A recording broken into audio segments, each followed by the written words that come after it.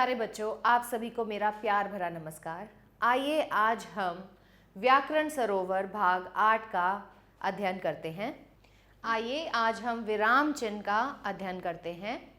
प्राय ये देखा जाता है कि विराम चिन्हों का उचित प्रयोग ना होने से वाक्य को समझने में अनेक गलतियां हो जाती हैं, अतः इसका ज्ञान होना अति आवश्यक होता है। जैसे कोई मालिक अपने नौकर को बिना शब्द रुके यह कहे, घोड़े को रोको मत जाने दो, तो इससे क्या अर्थ स्पष्ट हो रहा है? नौकर को बात ढंग से समझ नहीं आएगी कि उसे क्या करना है।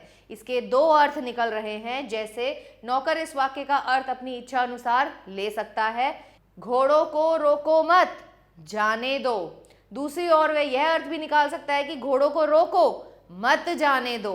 तो इसीलिए बच्चों विराम चिन्ह का प्रयोग करना बहुत ही जरूरी होता है। विराम चिन्ह जैसे कि इनका नाम है विराम, विश्राम, जब भी हम अपने वाक्यों को प्रस्तुत करते हैं तो हमें बीच बीच में विराम लेना पड़ता है या फिर विश्राम करना पड़ता है, ताकि हमारा जो वाक्य है वह स्पष्ट रूप से हम किसी के सामने प्रस्तुत कर सके।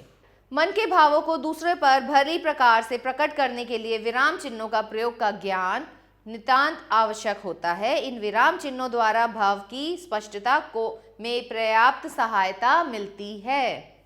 तो इसकी परिभाषा क्या है?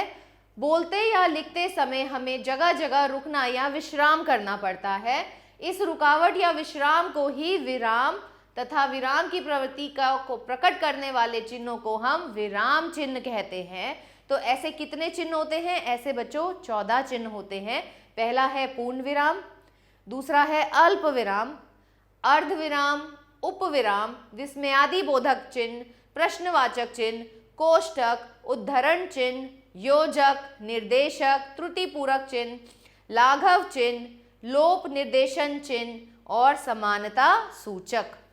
वाक्य की समाप्ति पर हमें जब हम विश्राम लेते हैं या जब हम विराम लेते हैं तो हम लगाते हैं पूर्ण विराम। जैसे छात्र विद्यालय से घर जा चुका है, तो यहाँ हम थोड़ा सा रुके और उसके बाद हमने आगे के वाक्यों को बोला, तो हमने यहाँ क्या लगाया? विराम चिन्ह। मुकुल आज घर नहीं आएगा। अल्प विराम, अल्प विराम का प्रयोग दो शब्दों के मध्य समुच्चय बोधक के रूप में किया जाता है। जैसे आपने बोला राम, श्याम और मोहन, तो राम, श्याम, इनके बीच में हम क्या लगाएंगे बच्चों? अल्प विराम। तो हमने क्या किया? समुच्चय बोधक की जगह हमने अल्प विराम का प्रयोग किया। कभी कभी एक वाक्य में आने वाले दूसरे उपवाक्य के आदि में इसका प्रयोग किया जाता है। जैसे सत्य, अहिंसा, प्रेम और शांति आज के युग में सबके लिए नितांत आवश्यक है। लता, उमा, कमला और शोभा खाना पका रही थी। अर्धविराम, अर्धविराम चिन्ह का प्रयोग वहां किया जाता है जहां हम अल्प विराम से ज्यादा समय के लिए रुकते हैं, की अपेक्षा अधिक ठहरना हो। जैसे वर्षा हुई, पौधे उगने लगे, लोग देखने के लिए जाने लगे और वह वहीं रह गया।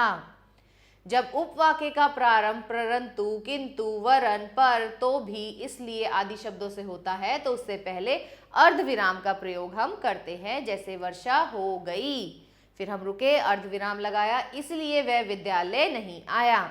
जंगल में श्री राम सोते थे, परंतु, परंतु लगा है तो परंतु से पहले क्या आ गया बच्चों? अर्धविराम। लक्ष्मण सीता की रक्षा के लिए जागा रहता था। उपविराम, जब किसी बात को अलग करके दिखाया जाता है वहां उपविराम का प्रयोग किया जाता है। जैसे कालिदास, एक विवेचना। दीपों का पर्व, दीपों का पर्व कौन सा होता है? दीपावली। तो यहाँ हमने क्या किया है? किसी बात को अलग करके दिखाया है। विस्मयादि सूचक या संबोधक, आश्चर्य, हर्ष, खुशी, मन के भावों को जब हम अपने प्रस्तुत करते हैं तो हम किस चिन्ह का प्रयोग करते हैं? विस्मयादि सूचक चिन्ह का। जैसे अरे, यह है विस्मयादि सूचक का चिन्ह।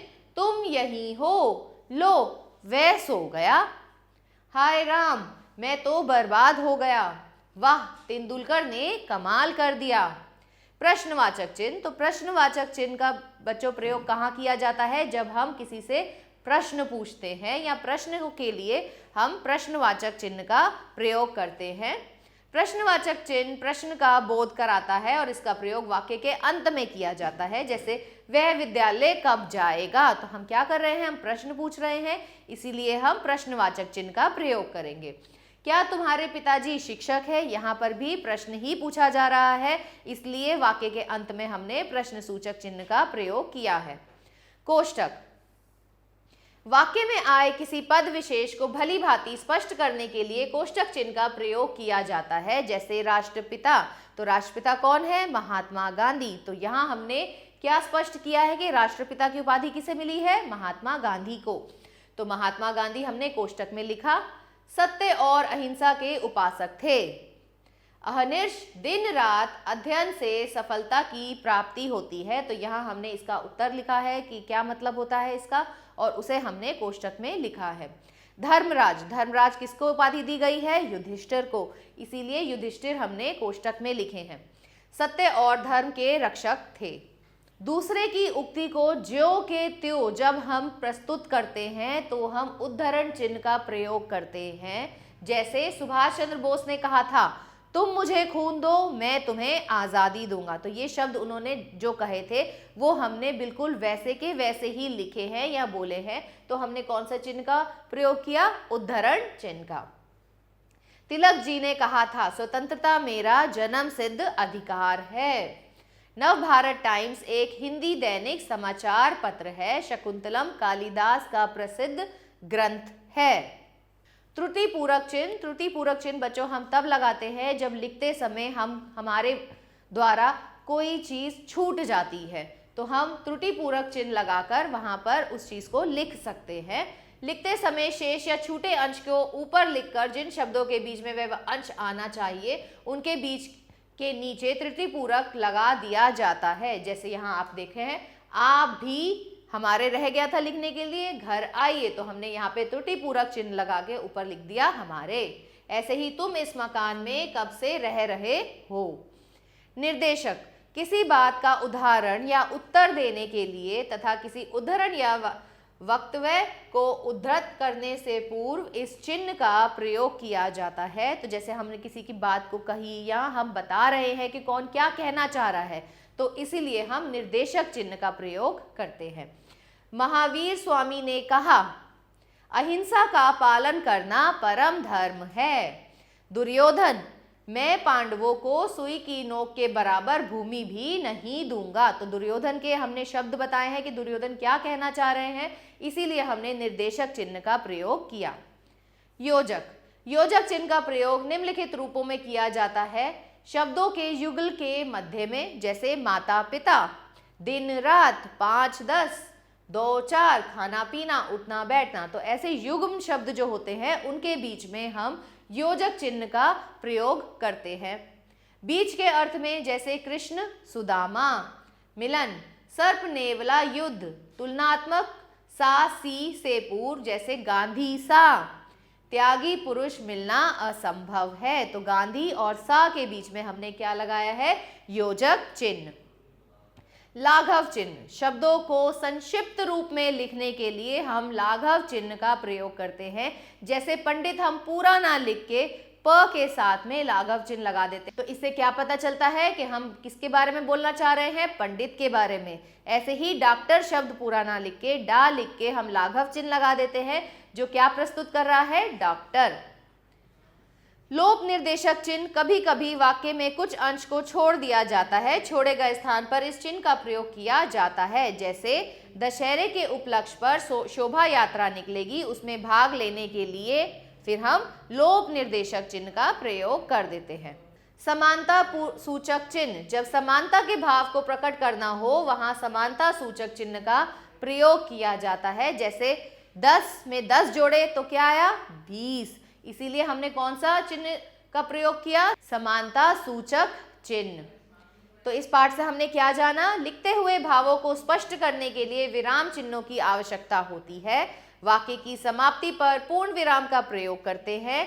प्रश्नवाचक वाक्यों के अंत में प्रश्नवाचक चिन्ह लगाते हैं।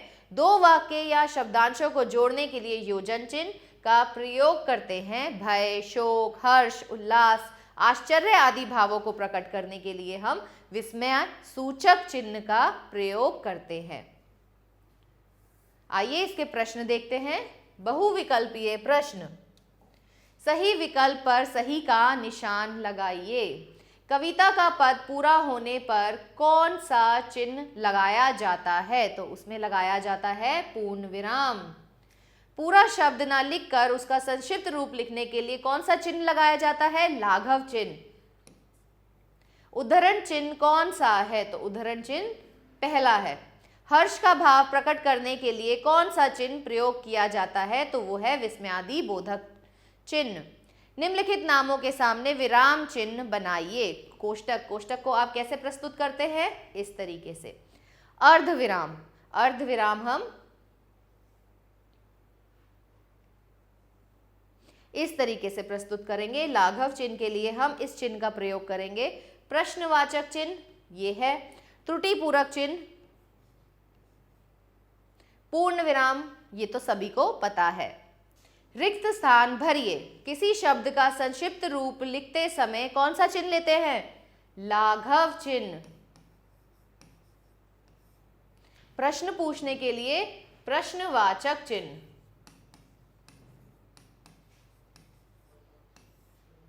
योजक चिन्ह का प्रयोग युग्म अथवा बीच में दोहराने के लिए किया जाता है।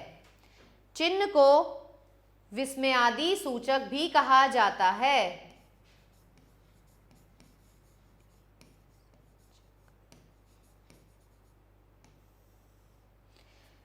जिस विराम चिन्ह का प्रयोग थोड़ा ठहरने के लिए करते हैं उसे अल्प विराम कहते हैं।